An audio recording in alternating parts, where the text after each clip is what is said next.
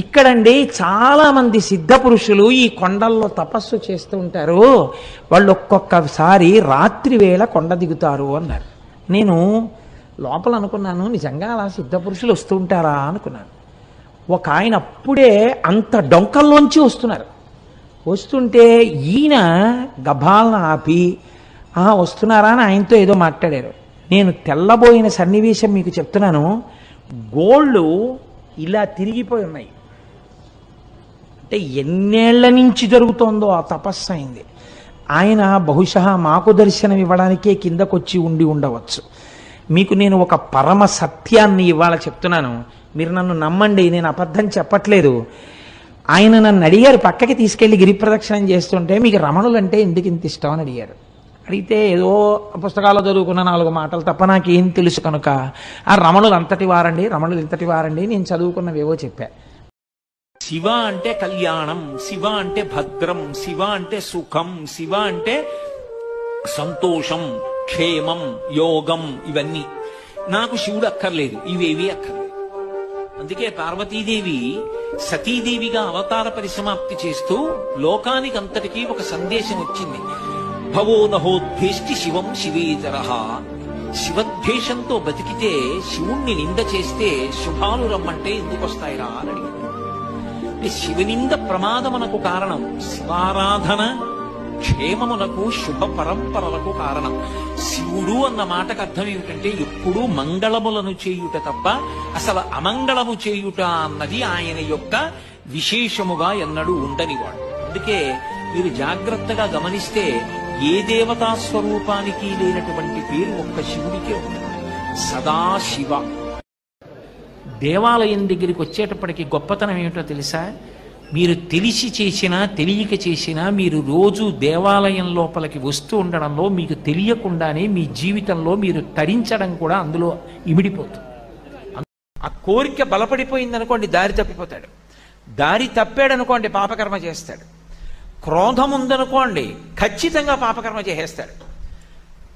కోపం వచ్చినప్పుడు ఎవరి యందు ఎంతకాలం ఉంటుందో చెప్పింది శాస్త్రం.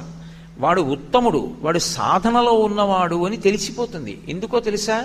ఉత్తమే క్షణకోపస్య మధ్యమే ఘటికాద్వయం అధమే స్యాదహోరాత్రం పాపిష్టే మరణాంతకః.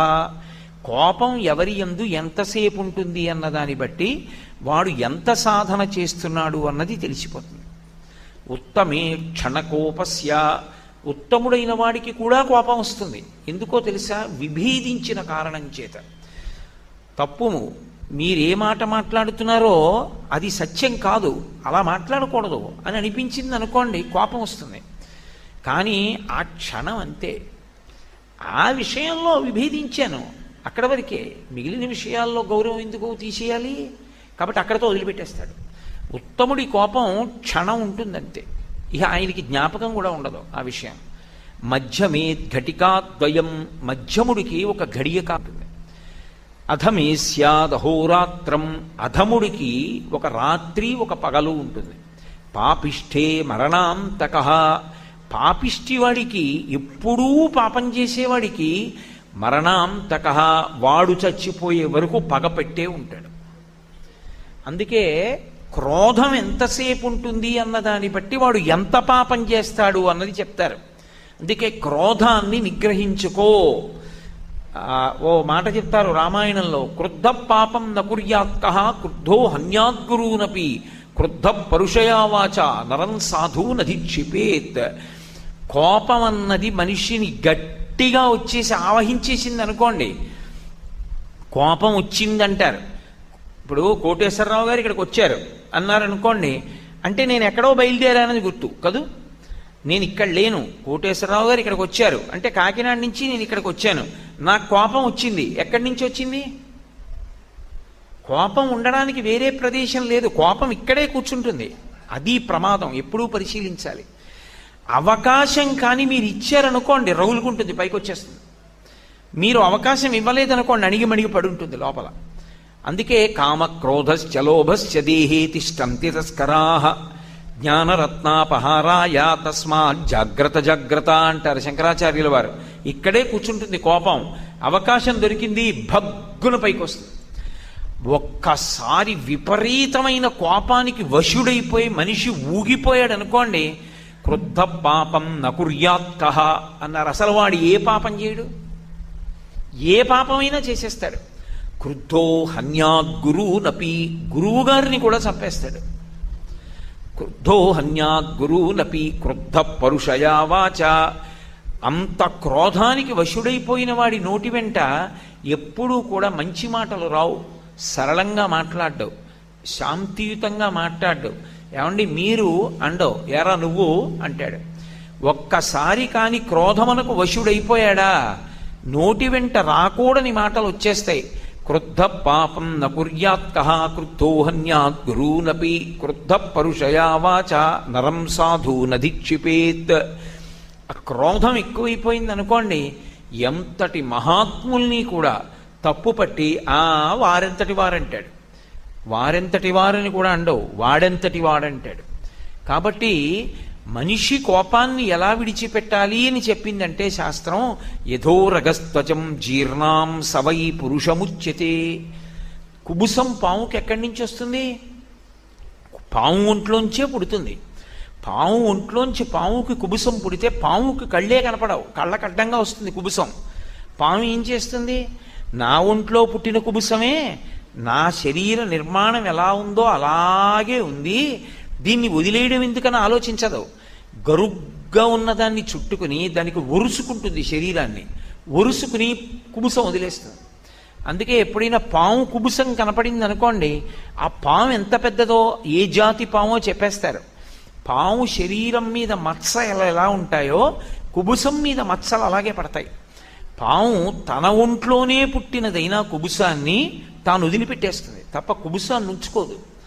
పాము కుబుసాన్ని ఎలా విడిచిపెట్టిందో మనిషి కోపాన్ని అలా విడిచిపెట్టేయాలి తప్ప కోపాన్ని ఎప్పుడూ కూడా అట్టెపెట్టుకోకూడదు. అది ప్రమాదకారి. మీరు ఒకటి బాగా జ్ఞాపకం పెట్టుకోండి, కోపం ఎవరికి శత్రువో తెలుసా? ఎవరికి కోపం వచ్చిందో వాళ్ళకే శత్రువు.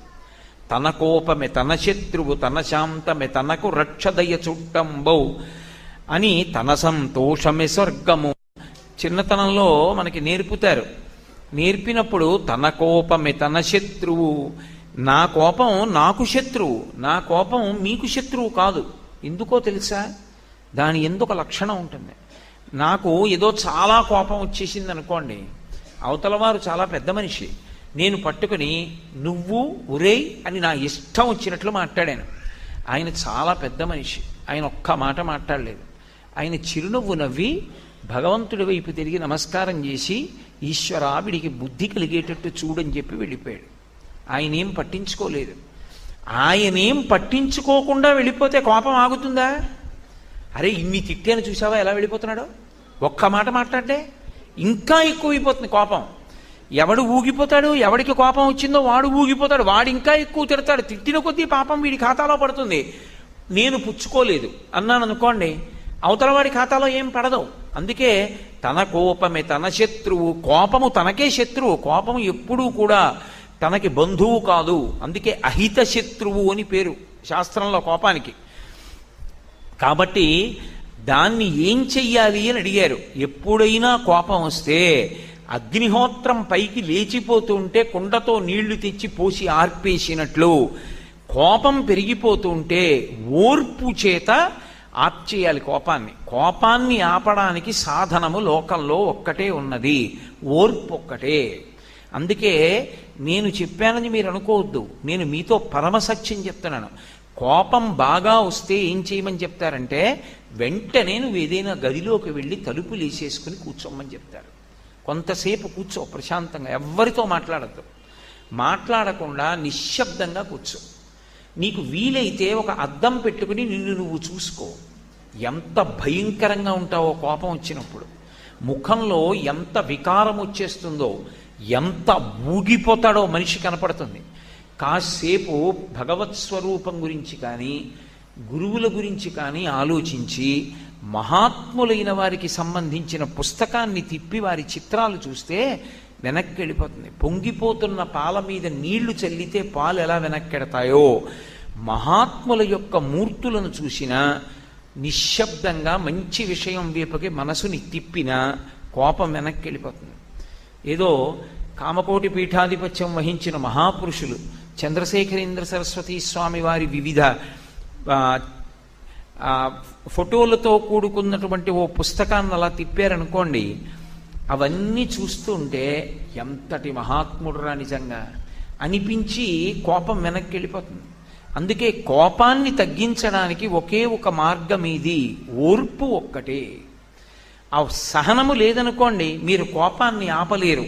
అగ్నిని ఆర్పడానికి లోకంలో నీళ్లు ఎలా ఉంటాయో, కోపాన్ని తగ్గించడానికి ఓర్పు ఒక్కటే సాధనము.